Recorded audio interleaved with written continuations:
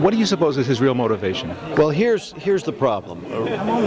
Good intentions. Well, the North Korean nuclear framework agreement maybe was driven by good intentions 20 years ago, but it was the same negotiating team then.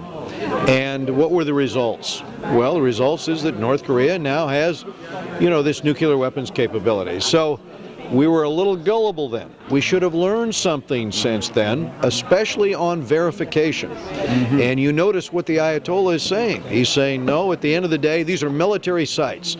So sites like Parchin, you can't go in there and see what went on. We've got to remember Reagan's old adage, trust but verify. And we've got to also keep our ears open to what the Ayatollah is actually saying.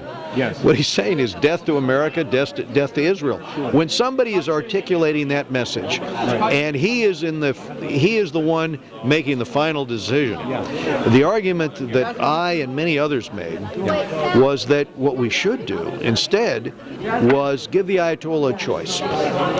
Negotiate on this program or economic collapse. So we took a bill which would have imposed the types of sanctions that would have collapsed the regime. We passed that bill by 400 votes to 17 into the Senate. Again, the administration opposed it, but the administration were able to bottle that up in the Senate even though we had the support of 65 senators. So I would suggest that you want to negotiate out of strength, not out of weakness, and allowing Iran to go into a deal where they're going to continue to spin the centrifuges. I think this other strategy was a far superior one. Right.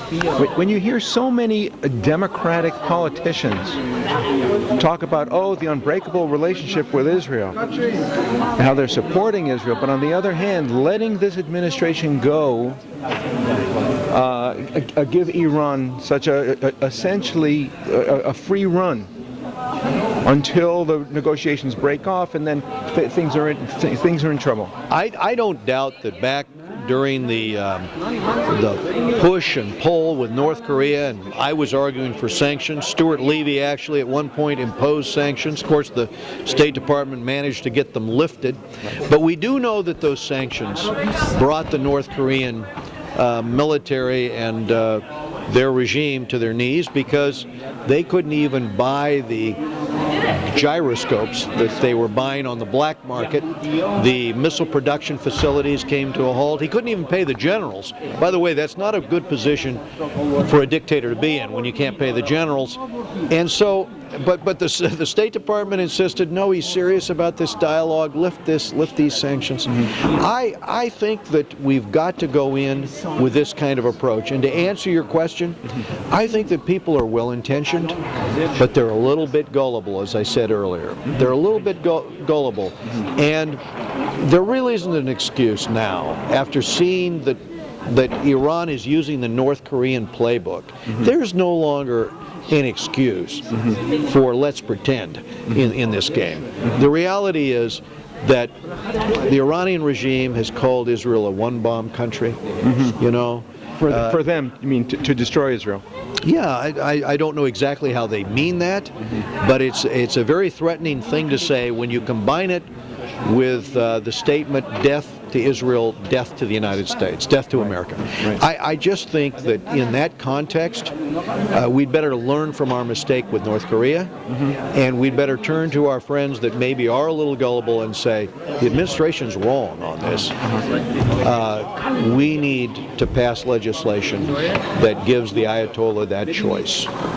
Good. Compromise on that nuclear weapons program and end it, or implosion of the regime. So what's the next step you feel? Through the sanctions, through the types of sanctions that would just economically bring it to a grinding halt, as was done with North Korea.